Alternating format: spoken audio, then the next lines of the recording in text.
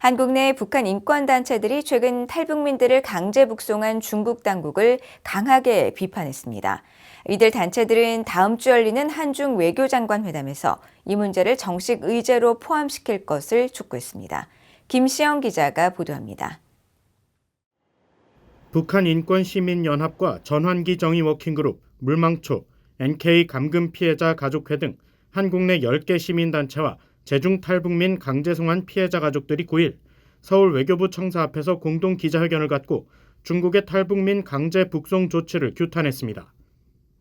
김서구 북한 인권시민연합 이사장은 먹고 살기 위해 북한을 빠져나온 사람들을 그들의 의사에 반해 강제로 체포하는 것은 심각한 인권 침해라고 지적하고, 중국은 유엔 안보리 상임이사국이자 유엔 난민협약과 고문방지협약의 당사국으로서 강제 송환 금지 원칙을 철저하게 준수해야 한다고 밝혔습니다.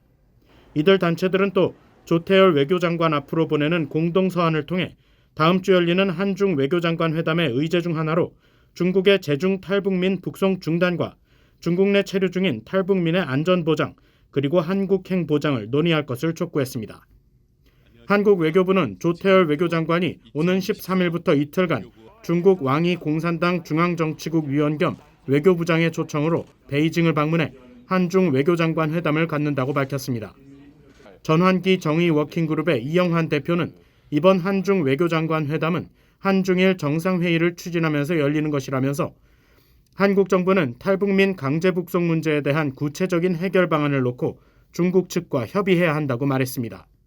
또 미국 국무부의 줄리 터너 북한 인권 특사는 물론 북핵 대표인 정박 대북 고위 관리도 중국의 류샤오밍 북핵 대표에게 탈북민 강제 송환 금지 의무 준수를 요구하고 있다면서 한국 정부도 적극 나서야 한다고 강조했습니다. 한국 정부가 정상회의에서 중국을 자극할까라는 그런 노파심에 안 하게 되면은 사실 이제 오히려 중국이 잘못된 시도를 보내는 거죠. 한국 정부는 이 얘기를 꺼내면 상당히 위축되는구나, 오히려 그렇게 생각을 하게 될 상황입니다. 한국 내 민간단체들에 따르면 중국 당국은 지난달 26일 전후 투먼과 훈춘, 단둥 등지에서 50에서 60명의 탈북민을 추가로 강제 북송했으며, 지난 6일에는 중국 난닝과 네이멍구 등에서 탈북민 60여 명이 중국 당국에 체포돼 송환 대기 중인 것으로 전해졌습니다. 앞서 중국 당국은 항저우 아시안게임 폐막 이튿날인 지난해 10월 9일에도 탈북민 600여 명을 한꺼번에 북송해 국제사회의 지탄을 받은 바 있습니다.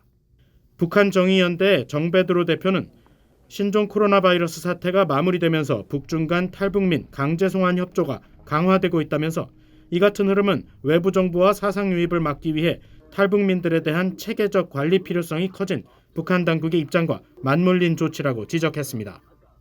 중국 내 AI 안면인식 기술이나 또 여러 가지 이송 체계나 코로나 기간을 거치면서 이게 더 체계화되고 이송하는 지점이나 어떤 이송 체계가 코로나 끝나가면서 북한과의 그 협조 체제 아래서 잘 이거의 시스템이 만들어져 가는 거예요. 중국에서 북한으로 강제 송환된 탈북민들은 북한 당국에 의한 자의적 구금과 고문, 학대, 성폭력, 강제 낙태, 처형, 노예화 등의 인권 유린에 노출돼 있고 관련 피해 증언도 잇따르고 있습니다. 2014년 발간된 유엔 북한인권조사위원회 COI 보고서는 관련 피해를 조직적이고 체계적인 반인도 범죄의 하나로 명시한 바 있습니다. VOA 뉴스 김시영입니다.